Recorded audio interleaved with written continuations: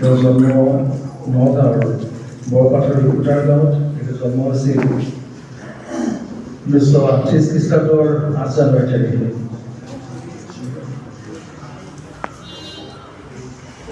তেখেতৰ নামটো যদিও আমি দৈনিক ভট্টাচাৰ্য, কিন্তু তেখেতৰ নামটো আচলতে এইটো তেখেতৰ পিছত লোৱা নাম।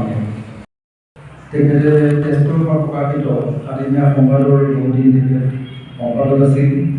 কাৰাই নামৰ এখন আলোচনীৰো তেখেতৰ সম্পাদক আছিল। এনেদৰে সাংবাদিক আৰু সম্পাদক হিচাপেও তেখেতে অৱদান আগবঢ়াই থৈ গৈছে। নাটক কৈছে যে তেখেতে নাটকৰ চৰ্চা কৰিছিল। গতিকে এনেকুৱা বহুমুখী প্ৰতিভা দৈনিক ভট্টাচাৰ্যৰ বিষয়ে স্মৃতিচাৰণ কৰিবলৈ গ'লে মই ভাবোঁ যে আমি 1 ঘণ্টা বা 2 ঘণ্টাত আচলতে তেখেতৰ স্মৃতিচাৰণ কৰা নহয়। তেখেতৰ যিখিনি বহুমুখী প্ৰতিভা, বিশেষকৈ আনঘৰতে কমল বৰুৱাজনে কৈছে যে উপন্যাসিক ৰজনীকান্ত বৰদলৈৰ পিছত সৰ্বাধিক তেখেতে বুৰঞ্জীমূলক বা পৌৰাণিক ঘটনা সম্পৰ্কিত তেখেতৰ উপন্যাস লিখিছে। চৰাইদেউৰ পৰা আৰম্ভ কৰিছিলে সেইখন তেখেতে বহুত যিবিলাক প্ৰবন্ধ, বিশেষকৈ প্ৰায় 20টামান প্ৰবন্ধ লৈ পেলাই এখন প্ৰসংগ মহাপুৰুষীয়া পৰম্পৰা পিছত তেখেতৰ মৃত্যুৰ পিছত এখন সংকলিত হৈছে। তাৰে প্ৰথম খণ্ডটো ওলাইছে আৰু তাত কিছু প্ৰবন্ধ মহাপুৰুষ শংকৰদেৱৰ চিন্তা দৰ্শনৰ উপৰিও অন্যান্য বহু কথা তাত আছে। সেইখন গ্ৰন্থত অলৌকিকতাৰ কথা বুৰঞ্জীৰ পৰা আচৰিত বুজিলোঁ। আচলতে আমাৰ যিসকল মহাপুৰুষ আছিল সেই মহাপুৰুষসকলৰ পিছত যিবিলাক চৰিপুথি গৈছে, সেই চৰিপুথিবিলাকৰ আমাৰ পৰম্পৰা যোজনাৰ বিশেষকৈ কিছুমান অলৌকিকত্ব তাত আৰোপ কৰা হৈছে চৰিপুথিবিলাকত। আৰু সেই কথাবিলাক তেখেতে এটা প্ৰবন্ধত কলত পানী অনা সাধু, তাৰপিছতে খেতি খাবে চাহ দিয়া সাধু, ভঁৰাল ভিতৰত অকলে সাঁতোৰা, মানে শংকৰদেৱে যদি ভঁৰাল ভিতৰত সাঁতুৰিছিল, সেইটো শুদ্ধ নহয়। এই কথাবিলাক তেখেতে খুব যুক্তি সহকাৰে ইয়াত প্ৰতিষ্ঠা কৰি থৈ গৈছে। গতিকে তেখেতৰ বিস্তৃত অধ্যয়নৰ জৰিয়তে এই কথাবিলাক তেখেতে লিখি থৈ গৈছে। নতুন পুৰুষৰ ধৰ্মীয় চিন্তা আৰু সংস্কাৰৰ ভূমিকা, জাতীয় জীৱনৰ ভেটি ধৰ্ম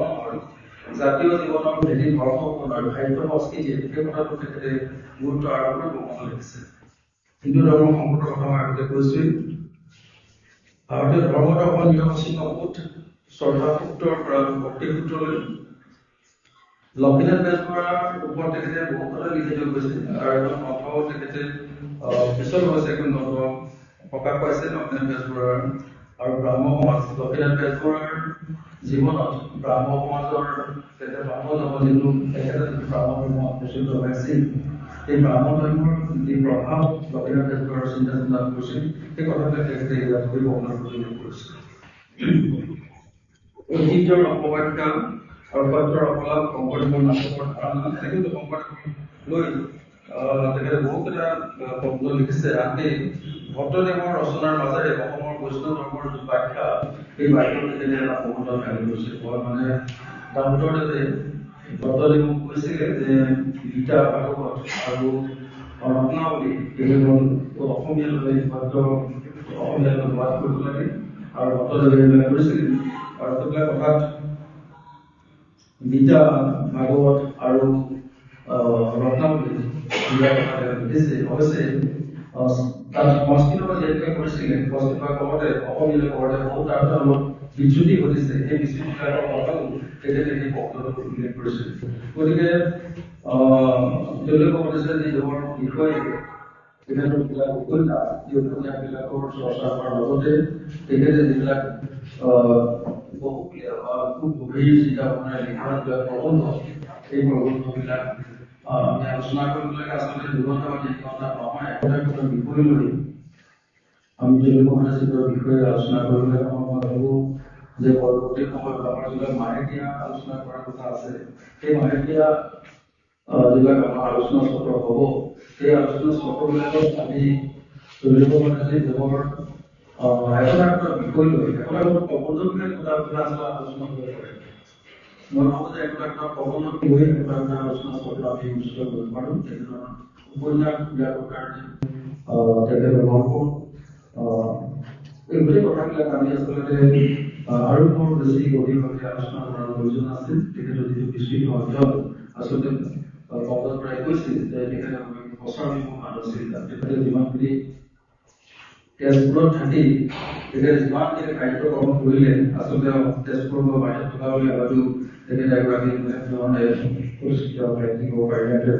তেজপুৰত থকাৰ কাৰণে প্ৰচাৰ বিভাগ এগৰাকী ব্যক্তি খুব সহজ কৰি ভালকে দেখিছে। মোৰ প্ৰথম তেখেতে অনুষ্ঠিত কৰিছিল। আন এখন উপন্যাস জীৱনযুদ্ধ প্ৰকৃত তেখেতে উন্মোচন কৰিছিল। গতিকে এগৰাকী ব্যক্তিৰ লগত বহুত সান্নিধ্য আছিল। গতিকে আমি তেওঁলোকৰ কলেজৰ যি অৱদান, এই অৱদানৰ বিষয়ে মই ভাবো আপোনাৰ যি বিশিষ্ট বক্তা আছে, নিৰ্দিষ্ট বক্তাই বিশেষভাৱে আলোচনা কৰিব। মই বেছি দীঘলীয়া নকৰোঁ। এইখিনি কথাৰে মই পুনৰ পাৰ্টিৰ নিৰ্বাচন